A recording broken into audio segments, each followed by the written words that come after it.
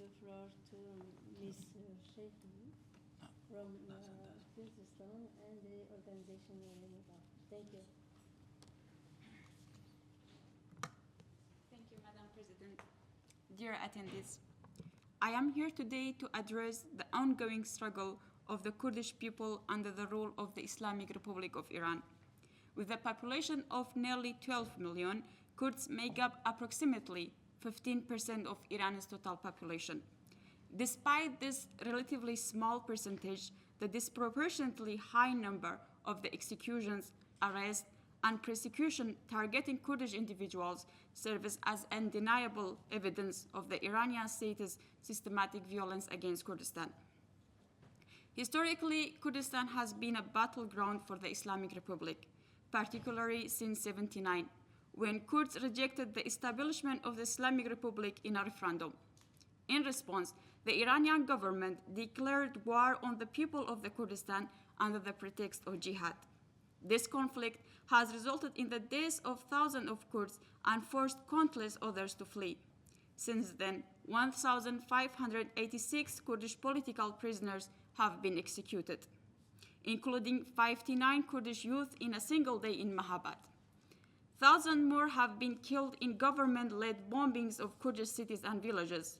One such tragic example is the 3-month war in Sanandaj in AT, where the death toll was so high that the residents had to bury their loved ones in their own gardens. The state crackdowns on any form of dissent, including peaceful protests, is ruthless. During the Women Life Freedom movement, the state deployed shotguns, heavy weaponry, and even tanks were seen in the cities.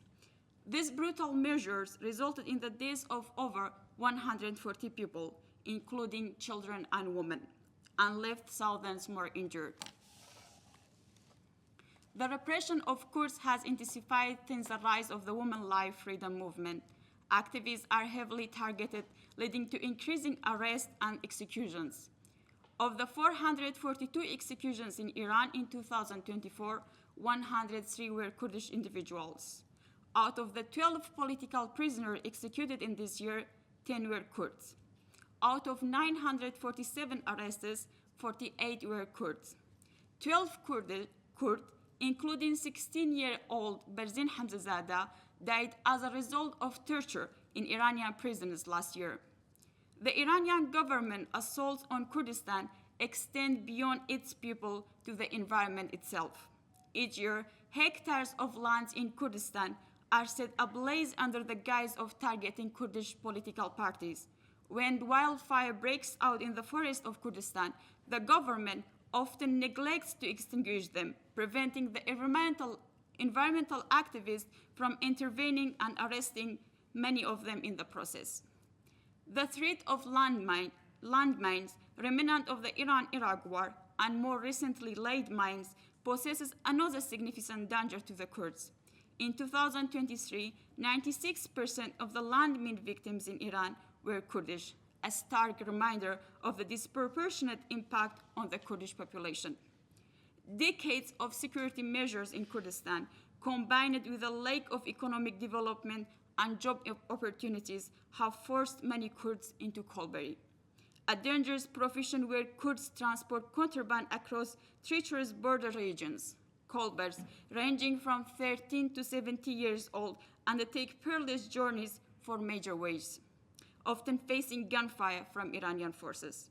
In 2023, 334 Kurdish coalbars and traders were killed or injured, a 15% increase to the previous year.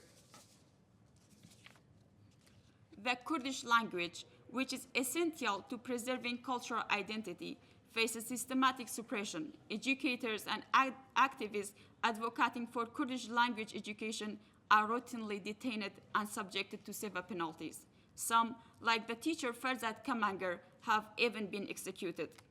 In 2023 alone, 8 Kurdish teachers were sentenced to a combined 36 years in prison and 80 lashes for their activism.